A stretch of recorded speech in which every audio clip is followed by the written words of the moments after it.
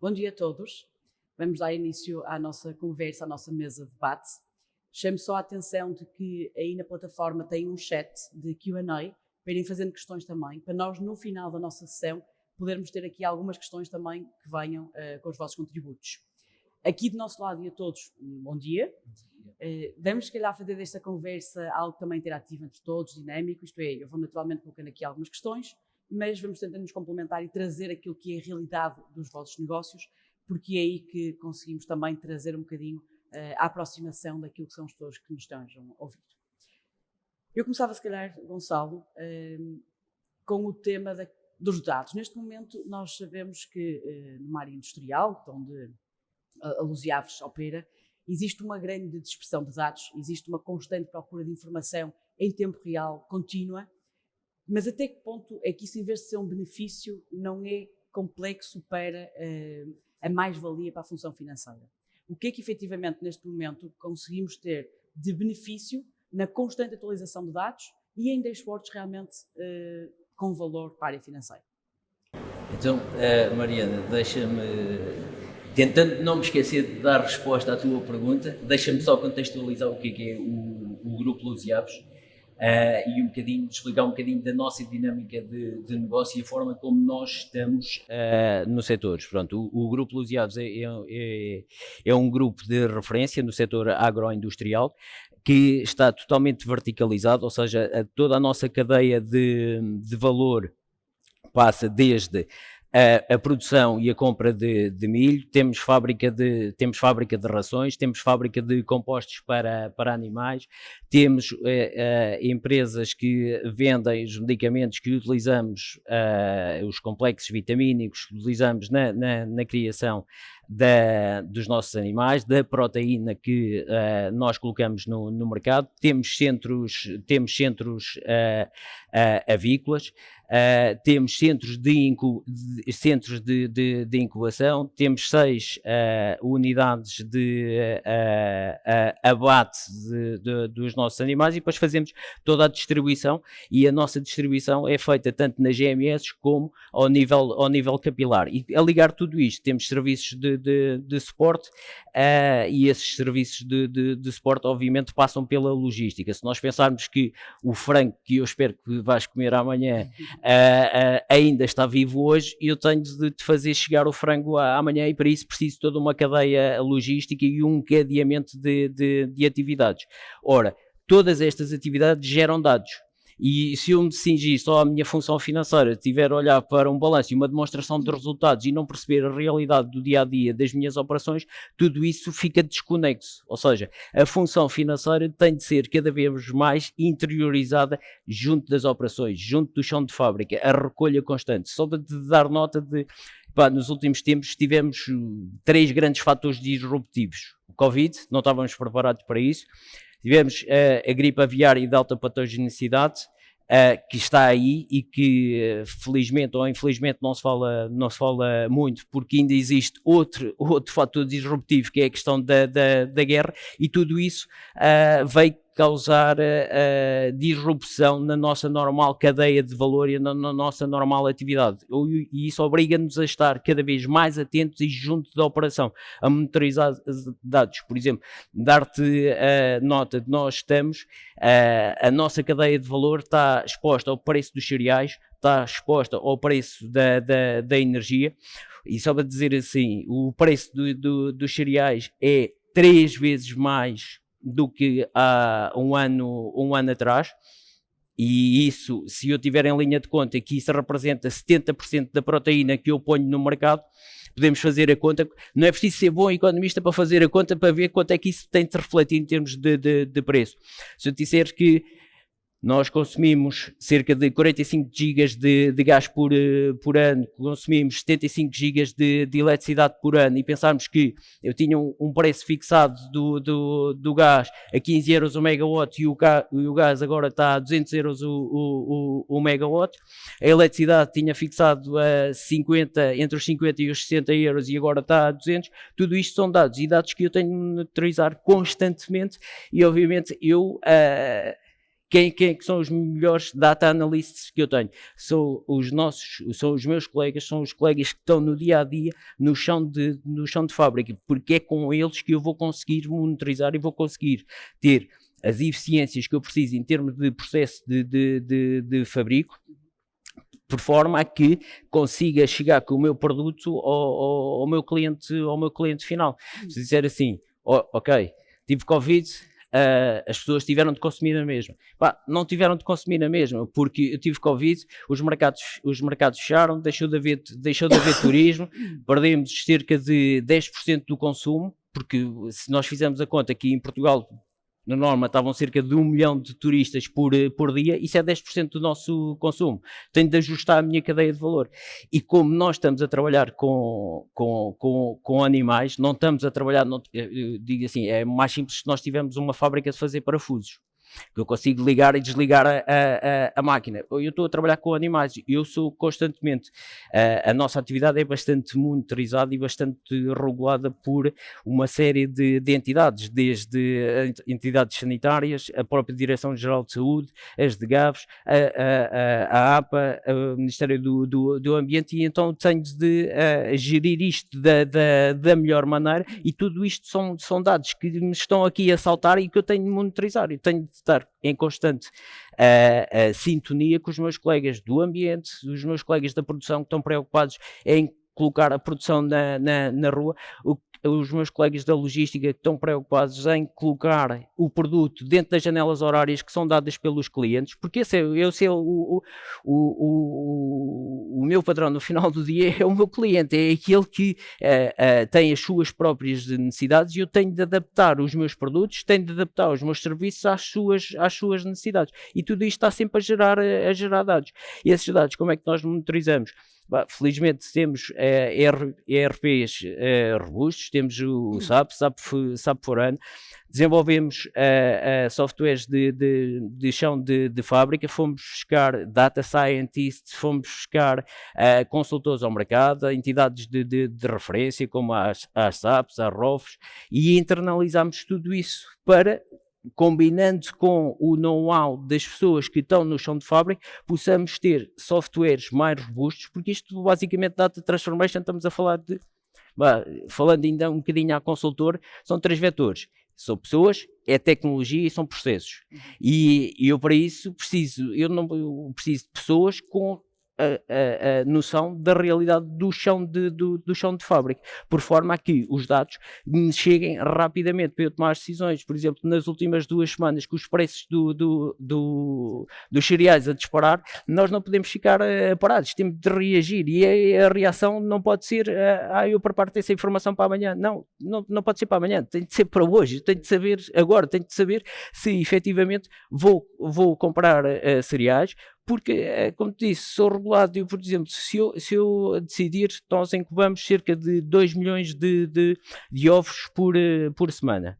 Eu tenho de estar preocupado se daqui a mês e meio eu vou ter cereais para alimentar aqueles ovos, porque senão tenho um problema que é o bem-estar animal. E o bem-estar animal nós cumprimos com tudo o que é de bem-estar animal, e quando falamos das questões ambientalistas, não há um ambientalista mais consciencioso do que um avicultor, do que um agricultor por dentro, que é o nosso caso, e por isso temos de efetivamente fazer este exercício. Por isso, aqui este processo é um processo extremamente dinâmico. Felizmente, como disse, temos ERPs, temos ferramentas de data mining que nos permitem estar em cima da operação, monitorizar a operação numa base diária, numa base ongoing. Ou seja, a função financeira não pode ser, olha, espero que os dados venham ter até mim. Não, eu tenho de ir ao encontro dos dados, eu tenho de estar no chão de fábrica. Pelo menos são esses os desafios que nós temos diariamente, porque depois, se eu estava a dar o exemplo, a semana passada estava no encontro de revisores oficiais de contas, e eu disse ao bastonário, se eu fizer o meu trabalho de revisor oficial de contas como faço de uma forma tradicional, eu posso me arriscar a que a maior parte das empresas, quando eu chegar lá para fazer a revisão, as empresas, algumas delas já desapareceram. porque eu tenho de lá estar em cima, eu tenho de monitorizar os dados num contexto que não estávamos habituados a isso. Eu há bocado estava a comentar, tive uma parte da minha educação no Brasil. Eu tirei o curso de Cultura Geral, que foi Economia, e qualquer pessoa no Brasil tinha de ser um bom economista, tinha de saber quando é que havia de comprar um frigorífico, se havia de comprar um frigorífico no início do mês, quando recebia, a meio do mês ou no final do mês. E neste momento é um bocadinho isso que nós temos aqui. Eu acompanho algumas unidades industriais não core, em que a minha decisão da compra do aço tem de ser na hora. Não há cotações que se mantêm para 30 dias, há cotações que se mantêm para aquela hora. E há outros que só me dizem assim, não, pôs uma nota de encomenda e eu digo depois quanto é que fica. Estes são os desafios que nós temos hoje em dia, e por isso a questão do data mining, a questão da obtenção dos dados é crucial, e é nestes dias que a gente pensa, epá, também fizemos os investimentos, estamos a colher os frutos porque conseguimos ter a informação para podermos decidir na hora. Certo. E com isto acho que não te respondi à tua pergunta. Eu acho que até vai responder, mas se quiseres terminar, mas eu acho que ficou claro. Eu acho inclusivamente que, lá está, nesta conversa tu nos mostraste que há uma descentralização cada vez maior daquilo que é a recolha e as pessoas que efetivamente nos dão esta informação e estes dados, que depois têm impacto naturalmente no fim da cadeia na área financeira. E depois, inclusivamente, naquilo que é a construção daquilo que são os dashboards, é algo que tu vais ter que ir adaptando constantemente naquilo que sejam necessidades que vais sentir ao longo do tempo. A construção dos dashboards a construção é algo dinâmica. Nós temos uma ferramenta que é o DOM, que vimos aqui, é o concorrente do Celonis, e que nos permite fazer a construção da informação à nossa medida. Vai beber os dados ao SAP. E o que eu digo, o meu colega da área comercial pode ter uma visão diferente da minha, mas a base tem de ser a mesma. Eu tenho de garantir a exatidão dos dados e a integridade dos dados. Eu posso ver, estamos a ver este copo, tu estás a ver o copo de um determinado prisma, eu estou a vê-lo de outro prisma, mas ele continua a ser o copo, continua a ser constituído com os mesmos dados. E este é o desafio. E obviamente para construir estes dashboards dinâmicos nós não podemos ter a presunção de saber tudo. Não, tenho de conseguir ser o suficientemente humilde e me expor as minhas debilidades aos outros para que os outros nos possam ajudar e a tornar dashboards mais robustos. Porque, como te disse há bocado, o operador de chão de fábrica tem um determinado indicador, o financeiro tem outro indicador, o da logística tem outro, quem está a fazer a criação tem outro. E eu tenho de conseguir conciliar isto, mas nunca perdendo a noção do todo. Dito assim, muitos dashboards nós concebemos, eu digo assim, a rapaziada que está comigo na área do controle de gestão, temos de ter os Pininfarina, temos de fazer o esboço dos dashboards, depois vamos industrializar o conceito, depois de conseguirmos reunir os inputs de todos os stakeholders da cadeia, porque se eu não conseguir reunir todos os inputs dos stakeholders e tenho de fazer de uma forma bastante inteligente, eu não vou conseguir construir dashboards que sirvam à operação. E no final do dia eu tenho de dizer que a função financeira tem de ser uma função de suporte para servir de base à operação. Certo. Obrigada, Gonçalo. Jorge, eu acho que se calhar olhando para esta complexidade e daquilo que é hoje em dia a dispersão dos dados e a forma como ela deve ser capturada, sabemos que temos sistemas de informação robustos, cada vez mais robustos, com um conjunto de validações, mas o risco também daquilo que é a qualidade da informação que é imputada nestes sistemas e aquilo que é também o grande risco de acesso a dados indevidos, à proteção de dados que aí tem que estar a ser direcionada, aumenta a complexidade também desta gestão da informação na organização. Portanto, este papel do Chief Data Officer é cada vez mais também crítico e deve também ter aqui um espectro e uma cobertura muito grande na organização. Como é que vê também esta função a ser um apoio na organização para garantir que temos esta fiabilidade no final do dia? Antes de mais, Mariana, bom dia, aos demais também. E pegando aqui um bocadinho na conversa do Gonçalo, que eu acho incrível esta explicação, e tivemos a oportunidade de falar antes e de ter aqui uma perspectiva global desta operação, demonstra bem a necessidade urgente de termos dados em tempo real para conseguirmos monitorizar o nosso negócio. Não é diário, é hora a hora estarmos com as pessoas, sermos capazes de fazer esse trabalho.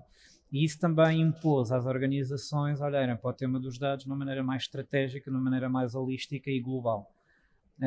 O Chief Data Officer acaba por surgir dessa necessidade e, tal como as empresas, é uma função que tem estado a evoluir ao longo do tempo.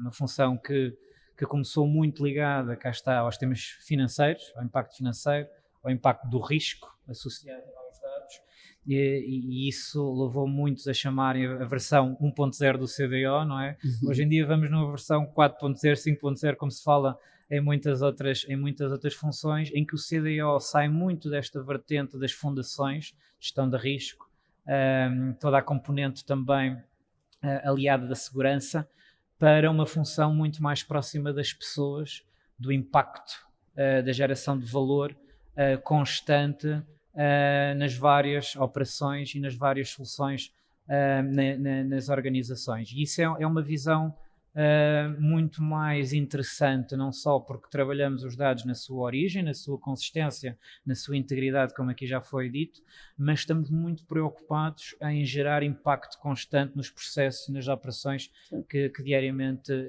geramos. Obviamente que com o CDO, quando se posiciona nesse espectro de atividade, tem aqui outro tipo de responsabilidades e de preocupações, nomeadamente as pessoas, a organização, como é que nós impactamos culturalmente este mundo dos dados e como é que isso tem propósito para as pessoas no dia a dia, nos seus trabalhos e nos seus reportes, os processos, que também já aqui foi referenciado e bem pelo Gonçalo com instanciamento de exemplos concretos, porque toda esta realidade tem que seguir um ecossistema diferenciador. Não é fazer um processo de uma maneira tradicional, mas temos um perímetro de atuação muito mais orientado a dados, a informação, aos insights que conseguimos gerar constantemente desses processos, e o process mining claramente aqui um fator diferenciador na evolução desses processos, mas depois também uma componente de aculturação, de democratização, de infraestrutura, de tecnologia que tem que estar in place para garantir a gestão deste ecossistema. Portanto, tudo isto são ingredientes e fatores de sucesso, são os que eu digo, os incontornáveis, para nós conseguirmos ir ao encontro da questão da qualidade e da consistência de informação, criar visões unificadas que nos permitam diariamente criar uma linguagem para já desmistificada dos dados, que seja entendida por toda a organização e que as pessoas se sintam capacitadas para utilizar essa linguagem na tomada de decisão diária. Portanto, isto de facto muda muito o perímetro e o espectro de atuação de um CDO tradicional, que de repente vê-se um pouco no meio de todo este ecossistema de indústria que tem que funcionar e que tem que operar. E este é o posicionamento que o CDO tenta hoje efetuar nas organizações. Sim, as fundações garantir que isso está in place e que está a funcionar, mas muito mais preocupado a impactar constantemente o negócio, a criar valor constante, para que decisores como o Gonçalo consigam ter informação atempada, com qualidade e consigam no dia a dia estar no centro da atenção e no centro da operação para conseguirmos de facto gerir o nosso negócio de uma maneira muito eficiente. É um papel fundamental em situações de crise, em situações externas que impactam o nosso negócio, e o investimento que tem que se fazer no mundo dos dados, na tecnologia, na capacitação, na aculturação das organizações, todo este processo de modelação e governo de informação são ingredientes essenciais para nós conseguirmos combater crises que muitas vezes não estão no nosso espectro de atuação, nem sequer no nosso espectro de previsão, simplesmente acontecem, e o CDO acaba, e toda a função de dados acaba por ser essencial, porque quando estas coisas acontecem, nós precisamos tomar decisões de forma muito eficiente e muito rápida, e se não tivermos estas fundações in place, montadas, não conseguimos depois responder de uma maneira eficiente e mobilizar toda a organização à volta dessa tomada de decisão. Portanto, isto conta um bocadinho da história, e acho que o exemplo, mais uma vez, que o Gonçalo partilhou é excepcional para espelhar que não é apenas um tema meramente de risco financeiro. Hoje em dia é um tema muito mais global. E é por isso que esta função acaba por ser um pilar essencial em qualquer transformação organizacional e acaba por ter um peso acrescido não só no impacto que pode gerar ao negócio, mas também garantir que o negócio e a administração e quem dirige toda uma organização tem os insights necessários para decidir constantemente e poder daí definir rumos de ação muito rápidos e de uma maneira eficiente. Portanto, isto é claramente um bom exemplo de como a função evoluiu de algo muito bem definido como para algo muito mais global e que acaba por trazer essa vantagem no processo de transformação. Temos um tema, estamos aqui a falar de empresas de grande dimensão, grande maturidade e que têm a capacidade de ter este tipo de funções naquilo que são os seus quadros, tipicamente. Mas se olharmos aqui para o nosso setor, para o nosso mercado português, temos uma área industrial muito grande, temos pequenas e médias empresas, portanto, como é que esta realidade também pode ser vista à luz destas empresas que ainda não têm uma estrutura tão capaz de ir ao encontro destas funções assim tão, organizadas ou sistematizadas, como estamos aqui a falar? Eu acho que o importante é começar. E começar bem, identificando de forma muito concreta desafios, necessidades concretas de negócio em que os dados possam ser úteis. Não é preciso ter uma estratégia altamente sofisticada, é preciso sermos muito focados no problema que queremos. E dentro desse problema, procurar soluções relacionadas com dados, desenvolver um ecossistema de dimensão para conseguir dar resposta a esse problema, mobilizar um conjunto de pessoas-chave e trabalharmos em conjunto na resolução, muito focados, use case by use case, trabalhar muito nessa ótica orientada à resolução de desafios. E isto, cá está, não precisamos ter uma estratégia altamente sofisticada ou corporativizada dos dados, é preciso sim ter a disposição, a predisposição, a motivação e a humildade para reconhecer o nível de maturidade onde estamos, mas começar de forma muito focada sem dispersar. Portanto, a recomendação em empresas de pequena e média dimensão é procurem identificar questões concretas onde os dados possam ser úteis para dar algumas soluções. Depois, tentemos entender que dados mais críticos que são gerados diariamente nas operações podem dar resposta e tentemos focar nessa informação. Porque hoje em dia diz que hoje temos um problema de aumento abundante de informação e às vezes há aqui uma grande tendência para a dispersão.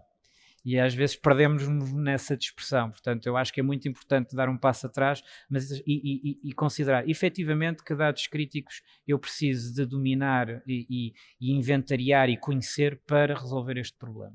Depois tentemos, obviamente, arranjar aqui um conjunto de ferramentas que nos ajudem a suportar a resolução dessas questões e a partir daí começamos logo a tirar partido desses resultados. E cá está, mais uma vez, não precisamos de ter uma analítica muito avançada. Aliás, eu tenho excelentes exemplos que a analítica rudimentar em situações de pequena e média dimensão foi o suficiente para trazer ganhos excepcionais do ponto de vista daquilo que é a riqueza que a informação pode mostrar. Às vezes com um filtro, com um cruzamento simples, nós já estamos a olhar para dimensões que nunca tínhamos reparado e isso já traz um ganho de eficiência, seja uma questão de custo, seja uma questão até de receita adicional, que acabamos por incutir como espírito do resultado desse trabalho conjunto e aos poucos vamos começando a mostrar que é possível. Vamos construindo peça a peça, vamos construindo esse momento. À medida que fomos amadurecendo a função, vamos criando as fundações, vamos criando o ecossistema para escalar, porque isto depois terá que ter aqui um efeito de escala se queremos tornar a organização mais orientada a dados. Mas às vezes o ingrediente essencial é começar pequeno, certo? Começar muito focado, resolver problemas concretos, conseguir ter os dados muito concretos e bem diagnosticados para endereçar essa situação e conseguir daí tirar logo alguns insights para tomada de decisão e até percebemos logo que métricas estão a impactar o negócio. Essa é outra parte do desafio que é muito importante medir o sucesso. Não é só desenvolver modelos, não é só desenvolver use cases e visões, temos que ter a capacidade de medir o impacto, porque isso depois também nos vai ajudar a justificar, crescer com solidez que este tipo de estratégias de dados permite. Muito obrigada. E eu acho que pegando exatamente no ponto que estamos agora aqui a falar, que é medir o benefício, medir o impacto daquilo que são os nossos projetos de transformação nos trazem. Isto leva-nos aqui a conversa cá com o Ricardo, na parte do Process Mining, efetivamente, porque há o modelo clássico onde falávamos muito dos KPIs, dos PPIs, os Process Performance Indicators, onde temos um conjunto de indicadores definidos à partida e que vamos acompanhando e monitorizando. Mas temos o outro lado, isto é, e quando queremos fazer aqui uma transformação, quando queremos ter uma análise daquilo que efetivamente é o real e que está constante que está a ser analisado ao longo de todo o processo, a componente do Process Mining traz-nos aqui uma visão completamente diferente daquilo que tipicamente é o que à data a maior parte das organizações conhece.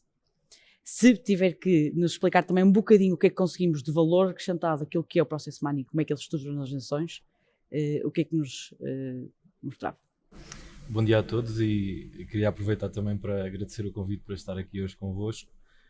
Já agora só, antes de avançar para a minha resposta, complementar só aqui um tema que o Jorge referia, que é, a dada altura, acho que temos uma boa notícia para estas pequenas e médias empresas, porque na verdade hoje, se elas souberem escolher bem, têm acesso a tecnologia muitíssimo mais poderosa e impactante do que há meia dúzia de anos atrás, e portanto podem fazer esta transformação digital, digamos, acedendo a tecnologia que há alguns anos não estava disponível. Aliás, é uma boa notícia para essas empresas.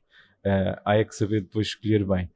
Relativamente aqui à questão do Process Mining, de facto, e eu creio que todos nós estamos aqui hoje e a maior parte das empresas acabam por ter um desafio que acaba por andar à volta deste triângulo em que procuram ser relevantes, nomeadamente para os seus clientes, enquanto tentam ser eficientes, nomeadamente naquilo que é a otimização de custos, e ao mesmo tempo confiáveis. E portanto, este triângulo, a dada altura, requer aqui, de facto, um trabalho muito orientado a valor permanente que as organizações precisam de procurar, e o Process Mining, eu creio que traz uma dimensão complementar àquilo que nós tradicionalmente vemos, é que, na verdade, permite-nos que os dados contem uma história como efetivamente ela aconteceu e está a acontecer na realidade, porque com poucos dados nós acabamos por conseguir trabalhar numa dimensão em que eles acabam por estar relacionados, e nomeadamente o Process Mining é a oportunidade que nós temos de ligar a ciência dos dados à ciência dos processos, portanto é a primeira oportunidade que nós temos de fazer isto, e portanto garantir que os dados estão a contar a história daquilo que é a nossa atividade de negócio. E aqui é de facto uma transformação também na própria forma de pensar nas organizações, porque nós, quando trabalhamos na abordagem mais tradicional e quando definimos um conjunto de indicadores de desempenho e os tais dashboards que há pouco o Gonçalo referia, nós humanos temos tendência para tentar ir à procura e perguntar, mas na verdade nós temos alguma percepção sobre a resposta. E quando nós trabalhamos com Process Mining, estamos a falar de trabalhar com uma tecnologia sugestiva.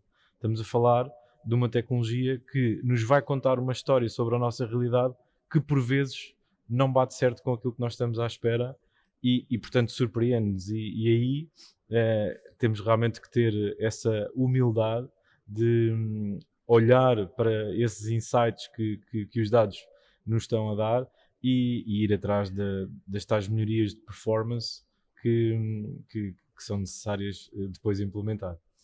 Há muito ainda, pelo menos, um mito de que para conseguirmos essas análises precisamos também ter pessoas dentro da organização com conhecimentos fortes de matemática, conhecimentos fortes de estatística. Mito ou realidade? Isto é, precisamos ter muito este tipo de função ou conseguimos de outra forma também conseguir os mesmos resultados? Bom, eu diria que para analisar um processo e para monitorizar o que está a acontecer, a resposta é não precisamos, porque hoje em dia a tecnologia, na prática, dá-nos esse tipo de informação. Agora é óbvio que se eu tiver um dono de processo que a dada altura no seu processo quer prever eventos futuros e quer perceber como é que o seu processo vai acontecer daqui a uns dias ou no próximo mês e quais é que são os impactos, aí sim nós temos que trazer novas competências, e aí sim os matemáticos acabam por, e os cientistas de dados e a vertente toda de inteligência artificial acabam por complementar muito este trabalho. Mas eu diria que para aquilo que é, digamos, que são os fundamentais, digamos, de process mining, hoje em dia conseguimos fazê-lo, portanto, com as mesmas equipas que já trabalhavam anteriormente com outro tipo de ferramentas. Certo. Se olharmos, isto aqui é um bocadinho um repto para os três, se olharmos então constantemente para esta mudança e para a forma como estamos constantemente a evoluir a realidade que vivemos, com estes fatores externos todos, os dados fundamentais, estamos todos aqui a ver que sim. Agora, temos aqui dois temas, a capacidade de os tratar e de os conseguir estruturar em modelos que efetivamente nos aportem valor, e aquilo que são depois as análises feitas em cima desses dados. Até que ponto é que as organizações também têm conhecimentos e competência para analisar esta informação? Porque isto é um paradigma depois completamente diferente. Ok, temos aqui a capacidade de process mining, temos aqui o financeiro, temos aqui o Chief Data Officer e temos a informação capacitada, digamos assim. E analisá-la e termos a capacidade de avaliar de forma crítica para aquilo que efetivamente nos está a ser demonstrado.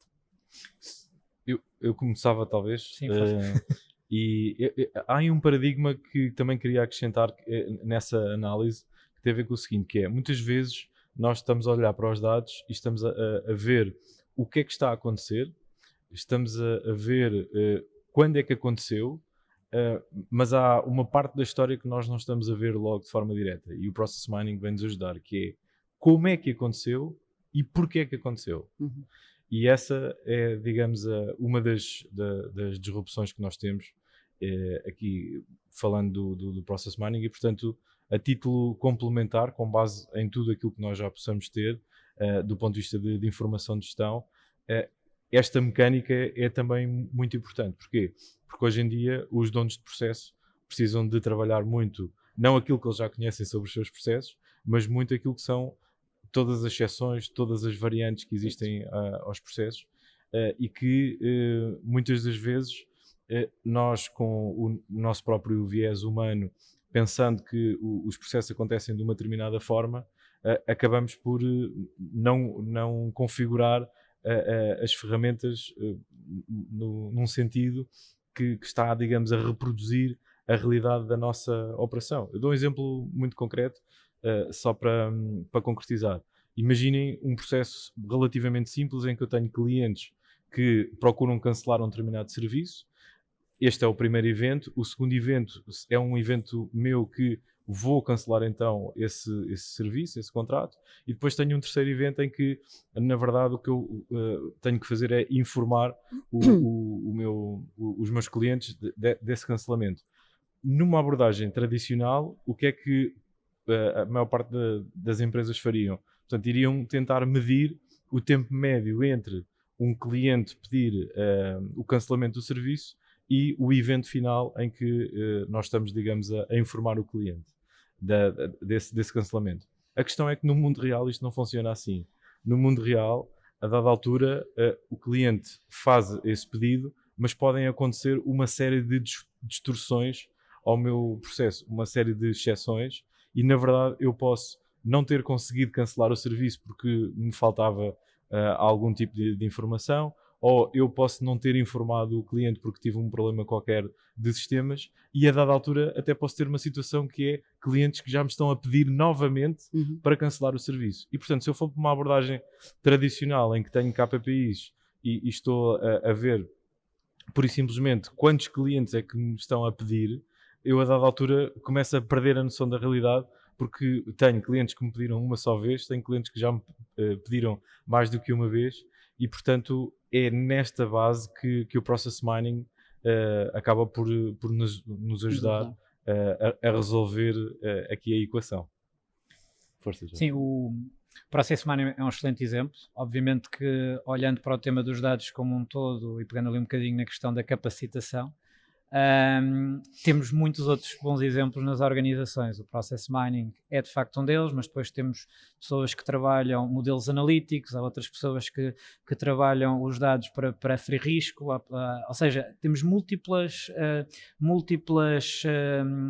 aplicações para os dados e múltiplos produtos que saem todos os dias destas organizações que acabam por ser impactantes para a tomada de decisão, e o tema da capacitação acaba por ser muito relevante, porque quando nós fazemos transformação organizacional, o tema das pessoas, o tema de termos as capabilities necessárias, o tema de sermos capazes de democratizar os dados nestas múltiplas vertentes, tem aqui uma componente de cultura e de literacia que é fundamental, uma componente que implica envolvermos as pessoas no dia-a-dia nestes processos, trazermos as pessoas para dentro destes processos e desmistificarmos o tema dos dados para que isto passe a ser parte do nosso dia-a-dia, de uma maneira simples e descomplicada. E isso precisa de apoio orgânico para ajudar estas pessoas a estarem mais capacitadas, a conseguirem estar mais motivadas, a trazê-las para fazer parte deste processo.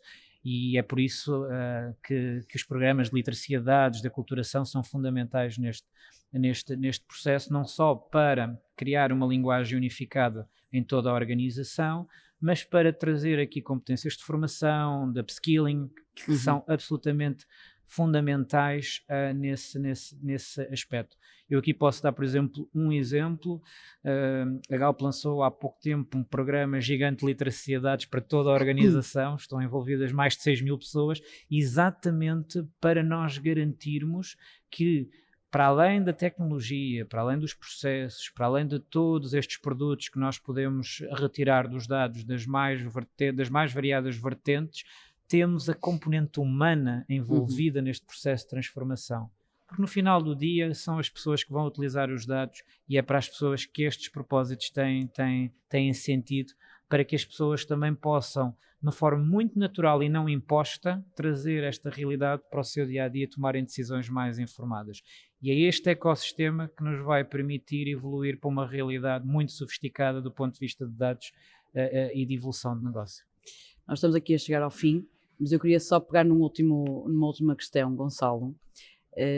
Estamos aqui sempre a falar de uma base, muito bem, da tecnologia, muito bem da quantidade das competências que temos de ter associadas às pessoas, mas temos sempre de base os processos. E estamos aqui constantemente a falar de que é preciso conhecer o trabalho do dia-a-dia, é preciso conhecer os processos do dia-a-dia, é preciso tudo isto estar bem sistematizado. Mas ainda há muito mito também de que ir trabalhar os processos ou ir fazer os processos vai ser algo que depois não acrescenta valor e vai ser para arrumar na gaveta a seguir. Até que ponto é que também vês aí uma mais-valia naquilo que é o trabalho também dos processos, que tem que existir de base, para depois suportar todas estas análises que estamos aqui a falar hoje e ter toda esta vertente de trabalho de dados também? É assim, para mim, processo e tecnologia são pilares fundamentais. E pegando aqui nas palavras que o Jorge estava a dar, há aqui um fator muito importante, é o fator humano, são o fator das pessoas.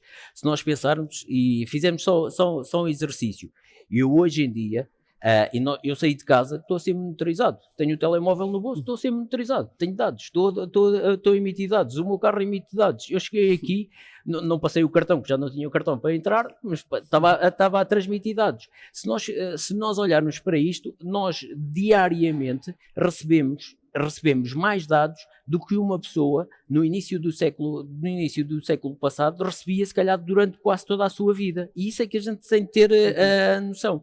Agora, dados por si só são desconexos. É preciso torná-los não só em informação, mas em conhecimento. E depois partilhar esse conhecimento com as pessoas. E esse é aquele trigger que falta muitas vezes. Eu posso ter o software rocket science, posso ter os processos todos muito bem montados, mas depois há aqui um elemento fundamental, que são as pessoas. Eu tenho de falar com elas e tenho de saber comunicar com elas. E tenho de ser eclético o suficiente, porque eu vejo a minha realidade, vinha do mundo da consultoria, da auditoria, que tinham um certo tipo de discurso e temos de conseguir adaptar esse discurso à realidade, porque efetivamente a nossa sociedade é bastante heterogénea e nós temos de conseguir comunicar com cada uma das pessoas. E o exemplo dos dados é importante, a gente tem de saber passar esta mensagem, porque só assim é que aquele triângulo em que temos os processos, temos a tecnologia, é perfeito, é as pessoas, e este é um trigger fundamental. Estávamos a dar aqui o exemplo de que efetivamente existe a democratização em termos de aplicações. qualquer pessoa neste momento e com a devida formação consegue ter bastantes dados que lhe permitem, quando eu comecei a trabalhar passava 80% do meu tempo a trabalhar dados para depois gerar uma folha com o conhecimento, e não comecei assim a trabalhar há tanto tempo quanto isso, mas é há 20 anos atrás, mas era assim. Agora neste momento é ao contrário, e por isso a tecnologia está lá, os processos estão lá, mas a gente precisa das pessoas, e são as pessoas os melhores consultores, e são as pessoas os melhores operadores, e são os melhores portadores da mensagem do conhecimento, mas nós temos de fazer chegar esse conhecimento. Não sei se fugiste outra vez para as pessoas, mas como base os processos, portanto lá está, está porque respondido. acho que é fundamental, porque eu assumo como boa a questão da tecnologia, obviamente precisa dos seus insights, e boa como o levantamento dos processos. O processo é feito desta maneira. Agora, tenho de pôr lá as pessoas lá pelo meio, Certo, porque claro. são elas que me vão muitas vezes desvirtuar esses mesmos processos e essa mesma tecnologia. São, claro, os agentes de mudança, são as pessoas que levam a mensagem, são as pessoas no final do dia que operacionalizam isto. Sem dúvida. E na verdade são as pessoas que vão possibilitar, através dos processos, a cartografar aquilo que é o negócio de uma empresa. Portanto, também não nos interessa ter pessoas que na verdade estão perdidas num mapa. Certo. E portanto, os processos são muito relevantes para nós garantirmos que estas pessoas percebem, inclusivamente, qual é que é a sua missão, a sua função dentro das empresas, e aí os processos ajudam imenso porque dão essa referência e até a propósito ao trabalho que as pessoas desenvolvem. Perfeito, obrigadíssima. Obrigada a todos pelos contributos. Obrigado. Acho que foi uma conversa muito interessante. Podíamos falar aqui mais, eventualmente depois vamos ter algumas questões que nos poderão depois chegar por e-mail, noutros motivos, e aí depois responderemos. Obrigada a todos por terem estado connosco. Obrigado, bom dia. Obrigado, Mariana. Tivemos muitas dezenas de pessoas a seguir-nos, mas nenhuma colocou questões. Enfim, eu acho que poderão ter a oportunidade até de nos contactar posteriormente. Nós vamos fazer a edição da sessão da manhã em trechos e vamos divulgar com alguns highlights e isso pode dar aso a mais conversa. Eu diria, eu estive a assistir à vossa conversa e obviamente, enfim, não nos calávamos tão cedo. Há aqui uma dimensão tremenda de tópicos muito, muito principais, todos eles. Desde logo o Jorge com foco muito particular no tema da impenetrabilidade do modelo de governo de dados nas organizações, absolutamente crítico. O Gonçalo muito ansioso, no melhor sentido, com o volume de dados, e isto cola um bocadinho com um tópico que a Mariana também trouxe, o tema da loucura à volta dos dados, da obsessão dos dados. E eu diria que é um tema quente hoje em dia, que se fala muito e cada vez mais, que é de facto nós estaremos todos a perder tempo demais, as organizações a perder tempo demais, trabalhar dados, trabalhar a camada da inteligência do BI e se calhar, eu não diria pouco focados, mas não tão focados quanto eventualmente deveria tanta gente estar nas organizações, em de facto extrair o valor dos dados, o que depois faz-me saltar, quase em jeito de wrap-up, para as intervenções do Ricardo, quando sugere que de facto podemos fazer o caminho de uma forma não alternativa, por definição, ou por necessidade, ou necessariamente, mas complementar, que é olhar para os processos e perceber exatamente o que é que faz sentido, para onde é que faz sentido olharmos. E nesse sentido há aqui um fluxo desta conversa interessantíssimo.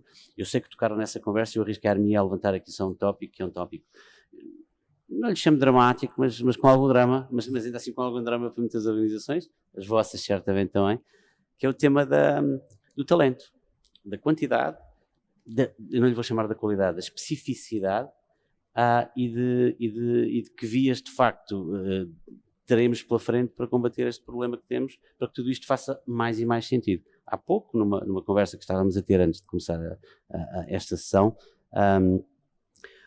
esta escassez enorme, enormíssima de talentos e até a ligeira,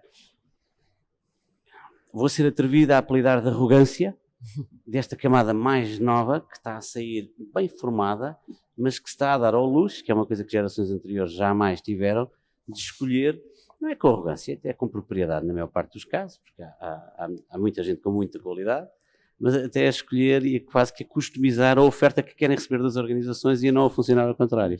Isto é dramático para vocês, não é? Quer dizer, para um grupo luziados uma Galp, uma EDP comercial, uma PwC, dimensões diferentes, posicionamentos diferentes, é absolutamente dramático. Como é que é, colando um pouco os temas, como é que nós encontramos nas organizações as funções, as pessoas, os perfis que podem fazer a colagem das peças? Fala-se muito desta posição do business translator, alguém que fala este more techy talk, mas que perceba do negócio e que esteja lá para acompanhar o negócio e para servir o negócio. Como é que as vossas organizações endereçam este tema da falta, da urgência, da necessidade, para que este vosso expertise e esta vossa noção concreta do que faz falta e de onde estamos e para onde estamos a caminhar, faça sentido nas organizações? Como é que nós não vamos, não há gente que chega que possa vir para Portugal para suprirmos as necessidades e os números, não é? Nem há taxas de natalidade que nos deem, enfim, alento. Como é que isto se faz, não é? Passará pelo reskilling interno dentro das vossas organizações, já há muito conhecimento que, na verdade, se calhar, Ricardo, colando com o que tu dizias, e passando até a bola, começando até por ti, se de facto há aqui uma complementaridade, não é necessariamente disrupção absoluta, mudança de paradigma numa perspectiva absoluta, mas há uma complementaridade. Vamos olhar para os processos, de repente quem percebe dos processos, quem percebe do negócio e dos processos, está nas organizações. Portanto, se literado nesse sentido, pode ser se calhar o vosso melhor lake para suprimir as necessidades. Como é que vocês endereçam este problema? Porque é um problema. Nós na DSPA, eu lido quase uma perspectiva diária, com conversas com organizações de naturezas diferentes, mas de facto este é um tema absolutamente incontornável. Como é que eu posso promover qualquer transição se não tenho quem me ajude nela? Obrigado, Guilherme. Excelente questão, e posso dizer que tem sido, digamos, o meu trabalho dos últimos anos, porque de facto a resposta é relativamente simples. O trabalho é que é bastante complexo de se fazer. E a resposta é simples pelo seguinte, que é, de facto há esse gap, não existem pessoas suficientes no mercado, mas essas pessoas, na prática, já estão dentro da nossa casa. Elas podem não estar ainda com as competências que nós precisamos. Falamos muito realmente da transição digital, e de facto o que nós temos que trabalhar muito é numa vertente tanto da upskilling como de reskilling. E isto também altera um bocadinho as formas de trabalhar, ou seja, muitas organizações no passado acabavam por trabalhar naquele modelo em que não existia assim tanta democratização, como o Jorge falava, por exemplo, a democratização dos dados, e esse é, por exemplo, um dos enablers para nós capacitarmos as pessoas nas suas funções para, na prática, desenvolverem um trabalho completamente diferente. Eu dou-vos um exemplo concreto no nosso caso de automação de processos. Nós, e no caso de Process Mining é exatamente igual, nós trabalhamos numa base federada, ou seja, a nossa equipa tem, digamos, o centro de competências e é quem vai à frente em tudo o que é, digamos, o researching nestas áreas, porém é a equipa que vai capacitando todos os departamentos dentro da nossa empresa. Sim. E, portanto, nós temos pessoas, por exemplo, nos recursos humanos, licenciados em Psicologia, que são eles que estão a construir e a manter os robôs do seu departamento, ou mesmo no planeamento e controle de gestão, ou noutras direções de operações. Portanto, nós estamos a dar essa proficiência, estamos a trabalhar internamente para o upskilling e o reskilling. Não é uma tarefa fácil, porque, por exemplo, para aprender Process Mining, é preciso desaprender algumas coisas. E para voltar a reaprender.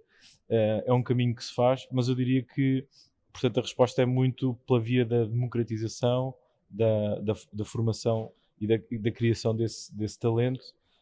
E estamos a fazer isto de uma forma que é tão interessante que, quando começa a funcionar bem, tens uma lógica de comunidade em que as próprias pessoas já se começam a ajudar umas às outras, porque ou trabalham em inteligência de processo ou automação de processos, têm dúvidas e entre elas já não é só o centro de competências a responder, essa competência começa a propagar e portanto gera inclusivamente um upskilling quase que global. Eu acho que esse exercício, passando ao Jorge, este exercício é fantástico, como é evidente, como tu dizias, pela essa geração de comunidade, E eu se calhar lançava aqui só o tópico ao Jorge para falar só um pouco, porque eu acho que nos inspira a todos, inspira as empresas todas. Claro que isto importa ter músculo para poder fazer uma coisa desta natureza. Obviamente conheço o vosso programa de literacia digital interno. É um programa que assenta vou chamar em 4 learning paths, não lhe chamo career paths, chamo de learning paths. Vocês têm muito bem desenhados, com níveis de exigência, vou-lhe chamar assim, absolutamente diferenciados, e que vos permite falar tanto com o operador que está num ponto de venda, numa loja tangerina, como, enfim, a nível de board, numa perspectiva completamente diferente, enfim, suporte estratégico. Importa realçar que é preciso ter muitos milhares de colaboradores e um balanço que suporte uma iniciativa desta natureza, mas com a certeza que temos que também ela é construtora de comunidade, como o Ricardo realçava, e inspiradora do mercado. Eu acho que eu focaria esta intervenção que peço nesta perspectiva de inspiração do mercado. É evidente que uma coisa desta natureza é fundamental para educar internamente uma organização. Não há dúvida. Posso também partilhar aqui a minha experiência. Eu faço trabalho em dados há muitos anos e cada vez mais o tema das pessoas, que aqui já vou falar diversas vezes, é central nesta transformação. Portanto, todo um programa de um CDO tem que ter claramente uma área estratégica de comunicação, de engagement, de gestão de mudança no seu programa, e é pilar fundamental. O programa de literacia de dados é um desses pilares. De facto, foi um programa pioneiro que acaba por envolver todas as camadas da organização. Há um investimento, obviamente, envolvido, mas o retorno tem sido excepcional. Brutal. O retorno tem sido excepcional. Há um sentido de pertença muito grande. As pessoas efetivamente querem, estão, e temos estatísticas e métricas que nos ajudam a perceber o nível de engagement, porque as pessoas já entenderam que é para ali, não é? Que este é o caminho. Claro. Que este é o caminho. E se nós trabalharmos os dados numa perspectiva diferente, com um propósito, de forma descomplicada, simplificada, vamos conseguir obter resultados diferenciadores, e se o fizermos numa ótica de escala global, vamos nos conseguir posicionar de uma maneira totalmente diferente. E as pessoas sentem isso, mesmo para funções antigas, que podem, com este reskilling e upskilling, ter um novo propósito na sua carreira, ter uma carreira diferenciada, ter uma carreira de futuro. E temos bons exemplos de pessoas que estão na empresa há 20 anos, que de repente decidiram nesta fase aqui um novo mudar o ciclo, chip, um novo ciclo, e isto tem sido algo que tem tido o efeito, como costuma dizer, de partilha de comunidade, e tornou-se viral dentro da organização. E isso dá um gosto imenso ver quem desenvolve estes programas, que de facto faz sentido. E mais uma vez, Guilherme, não podemos descurar que tem um nível de investimento, mas não há dúvida que o retorno é muito superior. Tornou-se viral, pego nessa expressão para pedir ao Gonçalo uma última intervenção. Eu sei que estou-me a portar mal e estou a esticar aqui o tempo, enfim, não sei quantas pessoas estão connosco, mas não nos calamos.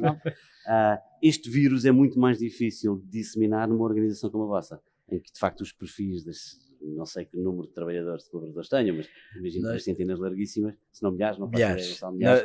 Nós temos... Será um vírus mais difícil de disseminar? É o vírus mais desafiante. Okay. Eu diria que é mais desafiante. Nós temos cerca de 3.700 colaboradores diretos dentro do grupo, obviamente com backgrounds totalmente distintos, e que nós, através da nossa academia interna, a academia do grupo Luz e Aves, tentamos homogeneizar. Obviamente, depois, para quadros intermédios, quadros de topo, estamos, por exemplo, com um programa de Data Transformation com a Católica, em que estamos a incutir esse bicho, esse vírus, por forma a que nós, infelizmente, eu já fiz o meu contributo para a natalidade. Já tenho 3 filhos, mas infelizmente esse é um flagelo que nós temos, e por isso temos de trabalhar com as pessoas que temos, e temos de saber qualificar, saber dar os skills, saber alterar o mindset, mudar-vos o chip, e isso só conseguimos fazer. Nós temos presença, o grupo tem presença de norte a sul, temos operações de norte a sul, e nisto, de norte a sul, nós temos protocolos, temos uma aproximação muito direta com a academia. E assim, nós temos o Politécnico de Leiria, é um dos maiores politécnicos a nível nacional, tem 10 mil alunos, e nós colaboramos com eles, estamos muito perto deles, estamos perto da Universidade de Coimbra, perto da Universidade de Aveiro, que são nós temos, grande parte das nossas operações está concentrada ali no centro do país, norte de Lisboa e a sul do Douro.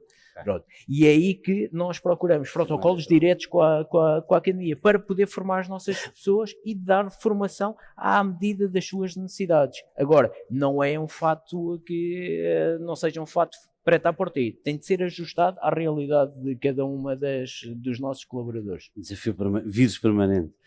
Nós vamos estar em Leiria, nós da SPA vamos estar em Leiria, data a confirmar maio, com a organização, com o ecossistema local, enfim, empresarial, de associações empresariais. Queremos chegar ao terreno de PMEs e se calhar vou-vos pedir ajuda a disseminar ali palavras, porque só com a presença forte que ali tem, porque vamos levar estas mensagens de sensibilização, de capacitação das PMEs para a transição para o Data Science.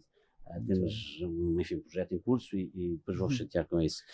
Sei que o Ricardo quer dar mais um toque. Sim. E depois, se calhar, passava logo à Mariana para fechar, também com um contributo vosso, PwC. Vocês também têm o desafio brutal, lógico que vocês estão de um outro lado da barricada, entre aspas, mas de facto vocês também têm este desafio incrível de atrair talento para fazer acontecer toda esta transição e com tantos projetos e com tantos desafios que existem, que o mercado pela-se por eles, de facto é também um desafio complicado, não é? Ricardo? Sim, são dois excelentes exemplos.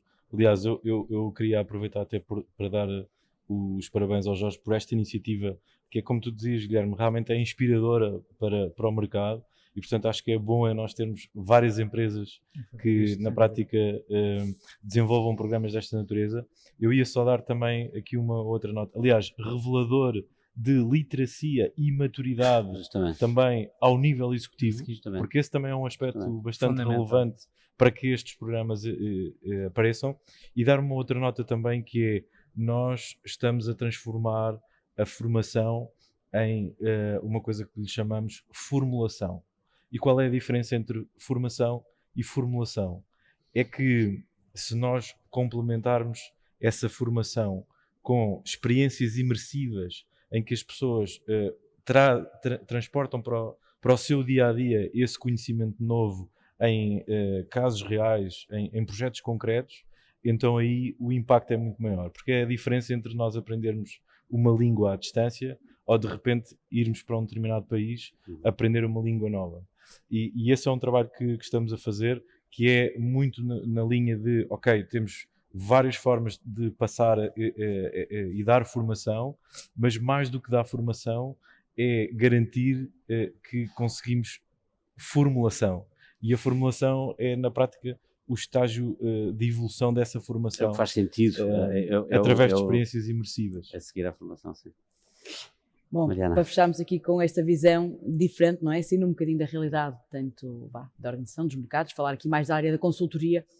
Isto é um desafio também para nós, claramente, até porque neste momento ainda temos como nosso cliente um tipo de gestor que tem uma postura mais clássica, por assim dizer, mas rapidamente isso vai também começar a mudar. E quem vai estar à frente dessas organizações são estas pessoas que hoje em dia são difíceis de captar e que têm um espírito completamente diferente. Portanto, ou nós nos ajustamos muito rapidamente a este novo espírito e a este novo modelo de atuação, ou então o gestor que vai estar à frente como nosso cliente daqui a uns anos já não se vai rever também no nosso novo modelo, no modelo de funcionamento. Portanto, nós o que estamos a trabalhar muito rapidamente é a mudar aquilo que é o espírito da função. Porque vai ter que ser por aí. Nós não podemos continuar com o modelo clássico de contratação e onde as pessoas têm uma carreira que tipicamente criam antes como estável, como continuada, com um conjunto de critérios.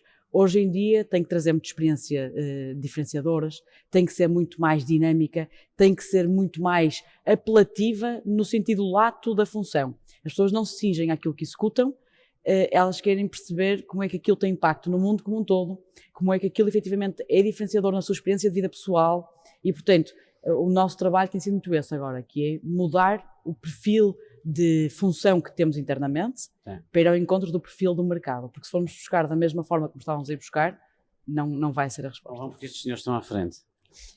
Estes não estão à frente, estão são ao lado, também agora nossos concorrentes. Passaram a ser uma concorrência de uma outra forma, ou concorrência de uma outra forma. É mais um perfil concorrente que nós temos. Antes era, pronto, estes senhores diferentes porque é tudo grandes empresas, portanto já eram concorrentes, mas antes era Big Four, grandes contas, mas agora não. Temos startups, temos centros de excelência, temos o mercado global todo, portanto é muito diferente.